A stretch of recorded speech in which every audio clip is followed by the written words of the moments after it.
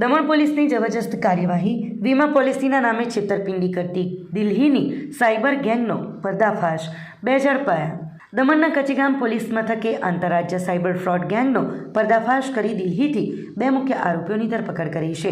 કચીગામના એક મહિલા અને તેમની પુત્રીને ઇન્ડિયા ફર્સ્ટ લાઈફ ઇન્સ્યોરન્સ કંપનીના એક્ઝિક્યુટિવ તરીકે ઓળખ આપી વીમા પોલિસી બંધ કરાવવાના બહાને 5,39,194 રૂપિયાની છેતરપિંડી કરવામાં આવી હતી.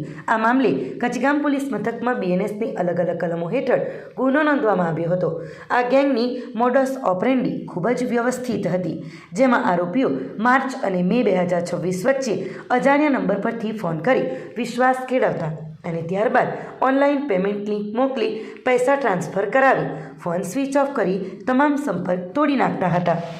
SHO અનિલ કુમાર ટીકેના નેતૃત્વમાં પોલીસે ટેકનિકલ એનાલિસિસના આધારે દિલ્હીના રમેશ નગરમાંથી નઝર અબ્બાસ અને હિમાંશુ કુમાર પાંડે નામના 2 આરોપીઓની ધરપકડ કરી છે. આરોપીઓના ગુનાહિત ઇતિહાસ પર નજર કરીએ તો મુખ્ય આરોપી નઝર અબ્બાસ દિલ્હીમાં મોટા પાયે ગેરકાયદેસર કોલ સેન્ટર ચલાવતો હતો અને અગાઉ ડિસેમ્બર 2025માં સરાય રોહિલ્લા પોલીસે તેના શાસ્ત્રીનગર સ્થિત કોલ સેન્ટર પર દરોડા પાડી તેની તેમજ 32 કર્મચારીઓની ધરપકડ કરી હતી.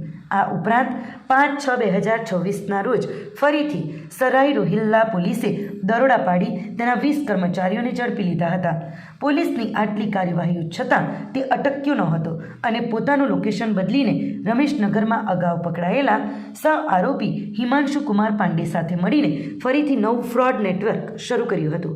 દમણ પોલીસે આ ભેજાબાજો પાસેથી ગુનામાં વપરાયેલા મોબાઈલ ફોન અને અનેક વીમાધારકોની ગોપનીય માહિતી ધરાવતા રજિસ્ટર જપ્ત કરી અન્ય ભોગ બનનારાઓની શોધખોળ માટે સઘન તપાસ હાથ ધરી છે. દમણમાં ભારે વરસાદથી નમો એરપોર્ટ પર ફ્લાઇટનું લેન્ડિંગ અશક્ય, એલાયન્સ એર ડાયવર્ટ થતાં મુસાફરો રઝળ્યા. સંઘ પ્રદેશ દમણમાં મધરાતથી લઈને સાંજ સુધી સતત વરસાદી માહોલ છવાયેલો રહ્યો છે અને હવામાન વિભાગે પણ વરસાદી એલર્ટ જાહેર કર્યો છે. ત્યારે આ ખરાબ હવામાનની સીધી અસર હવાઈ મુસાફરી પર પડી છે. નમો એરપોર્ટ શરૂ થયા બાદ પહેલીવાર દિલ્હીથી દમણ આવી રહેલી એલાયન્સ એરની ફ્લાઇટને ખરાબ હવામાનનું ગ્રહણ નડ્યું હતું, જેના કારણે પાયલટ દમણમાં ફ્લાઇટ લેન્ડ કરી શક્યા ન હતા.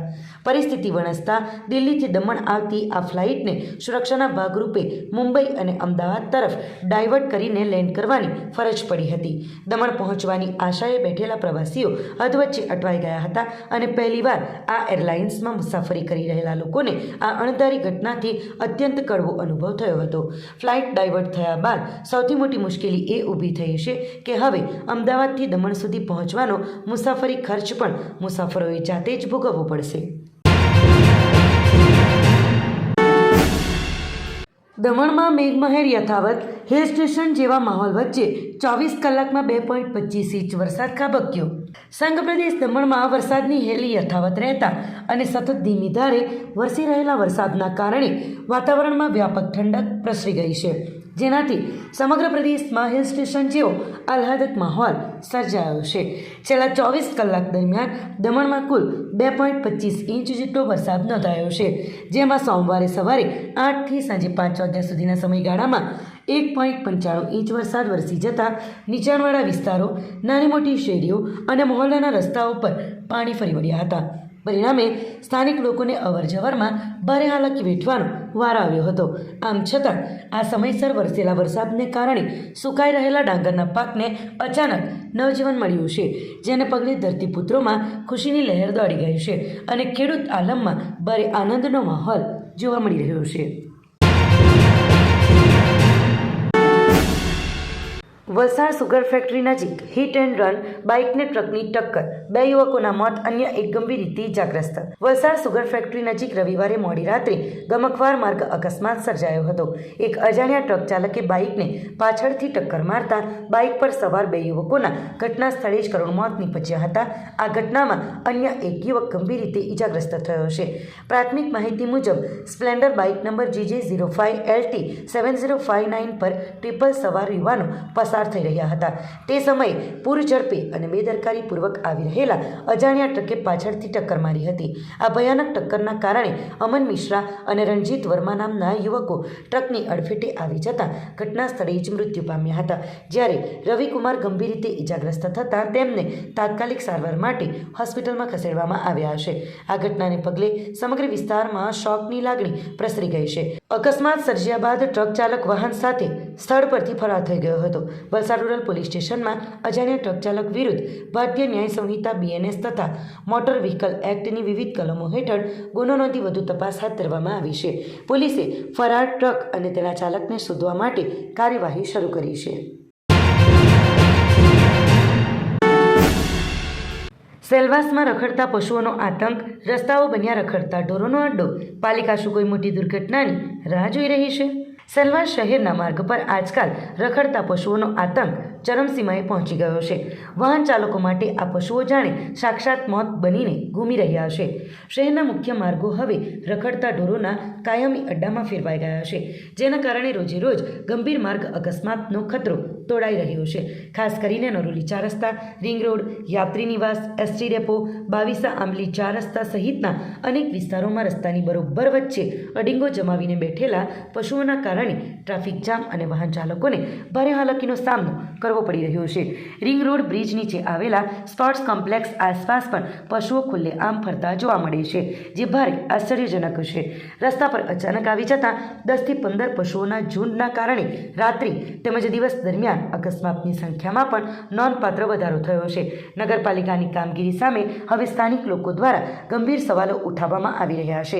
લોકોની ઉગ્ર માંગ છે કે વહેલામાં વહેલી તકે આ તમામ રખડતા પશુઓને પકડીને પાંજરાપોળમાં મોકલવામાં આવે અને પોતાના પશુઓને રસ્તા પર રઝળતા છોડી દેનાર બેજવાબદાર પશુ માલિકો સામે કડકમાં કડક કાનૂની કાર્યવાહી કરવામાં આવે.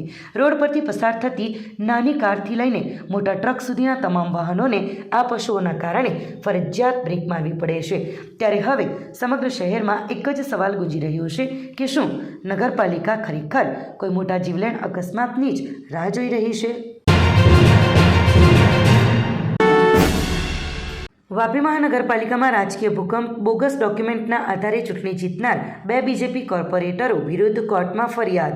વાપી મહાનગરપાલિકાની ચૂંટણીમાં બોગસ ડોક્યુમેન્ટના આધારે ચૂંટણી લડીને જીત મેળવ્યા હોવાના ગંભીર આરોપસર BJPના 2 કોર્પોરેટરો વિરુદ્ધ કોર્ટના માધ્યમથી ફરિયાદ દાખલ કરવામાં આવતા સ્થાનિક રાજકારણમાં મોટો ખળભળાટ મચી જવા પામ્યો છે.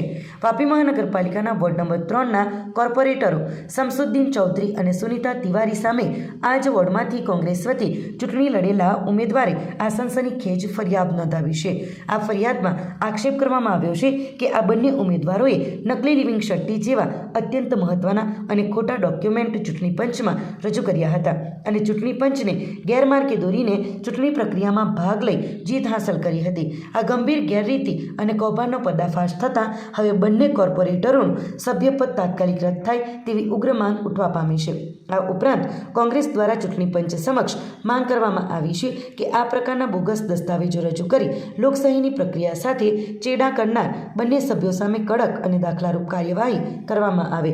આક્ષેપોની ગંભીરતાને જોતા આગામી દિવસોમાં વાપીના રાજકારણમાં વધુ ગરમાવો આવવાની શક્યતાઓ જોવા મળી રહી છે.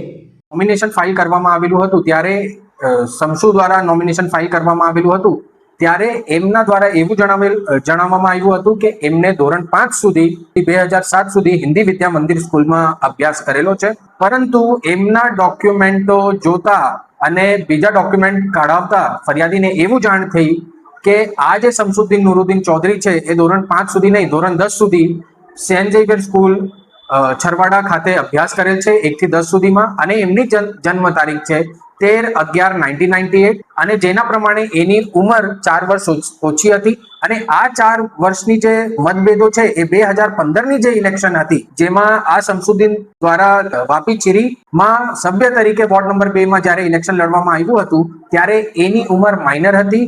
ખરેખર 16/11/1998 એટલે કે સેન્ટ ઝેવિયરના જે ડોક્યુમેન્ટ છે એના આધારે અને વાપી નગરપાલિકાના જે બર્થ સર્ટિફિકેટ છે એ પણ એવું દર્શાવે છે કે એમની ઉંમર છે 16/11/1998. એટલે કે આ શમસુદ્દીન નુરુદ્દીન ચૌધરીએ ભારત સરકાર તથા ગુજરાત રાજ્યના ઇલેક્શન કમિશનને ગેરમાર્ગે દોરેલ છે અને ખોટો અને બોગસ લિવિંગ સર્ટિફિકેટના આધારે કેટલાક ડોક્યુમેન્ટો બનાવ્યા છે અને જેના કારણે આ ગંભીર પ્રકારનો ગુનો આચરેલ છે. સુનિતા તિવારીનો રોલ એમાં એવું છે એટલે કે વાપી મહાનગરપાલિકાના જે દંડક છે એટલે કે આરોપી સુનિતા ઉમેશચંદ્ર તિવારી, એમનો રોલ એવો છે કે ફરિયાદ દ્વારા એવું છે કે એમના દ્વારા ખોટું અને બોગસ લિવિંગ સર્ટિફિકેટ શમશુને બનાવી આપવામાં આવેલ છે, એમના સ્કૂલથી બનાવી આપવામાં આવેલ છે અને પ્રધાનાચાર્ય એલસીમાં પણ એમના દ્વારા સહી કરવામાં આવી.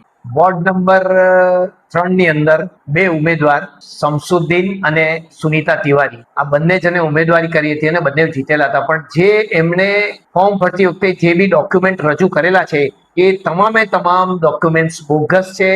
જેમ કે birth certificate, living certificate, total જે ડોક્યુમેન્ટ્સ મૂકેલા છે એ બોગસ છે. તો એના લીધે અમે કોર્ટ થ્રુ એમના પર એફઆઈઆર ફડાવી છે અને બંને પર એફઆઈઆર ગઈકાલે ફાટી ગઈ છે. ગંભીર તો તમે જ જાણો છો કે ગવર્મેન્ટના ડોક્યુમેન્ટ સાથે ચેડા કરવા એટલે એ મોટો ગુનો થઈ ગયો. એના આધારે જ ઇલેક્શન લડ્યા છે ને એના આધારે જ બીજા એમના ડોક્યુમેન્ટ્સ બન્યા હશે ને બનેલા છે. તો ચોખ્ખું ચાંદી જેવી વાત છે આ. તો એ તો ગંભીર ગુનો છે જ, તો જ આટલી ક્વિક એફઆઈઆર ફાટી. આમાં તો સીધું છે કે એ લોકોનો જે કોર્પોરેટરનું જે પદ છે એ છોડવા પડશે, સસ્પેન્ડ થશે. મોરલ રિસ્પોન્સિબિલિટી સમજીને જો છોડી દે તો એ લોકોના ફાયદામાં છે, નહીં તો પછી આને આગળ હાઈકોર્ટમાં જઈને બી કે ગમે ત્યાંથી જઈને તાત્કાલિક ધોરણે એ લોકોને બંનેને સસ્પેન્ડ કરવામાં આવશે.